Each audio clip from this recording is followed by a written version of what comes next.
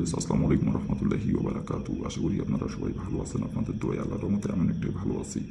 তো ভিউয়ার্স, তন্ত্রমন্ত্র কার্যকরিতা চ্যানেলের পক্ষ থেকে আপনাদের সবাইকে জানাই শুভেচ্ছা ও আন্তরিকভাবে অভিনন্দন। তো ভিউয়ার্স, আজকে আমি আপনাদের মাঝে আবারও নতুন একটি বশীকরণ আপডেট ভিডিও নিয়ে আপনাদের মাঝে উপস্থিত হলাম। আশা করি ভিডিওটি আপনাদের সবারই ভালো লাগবে এবং আপনাদের উপকৃত হবেন আপনারা।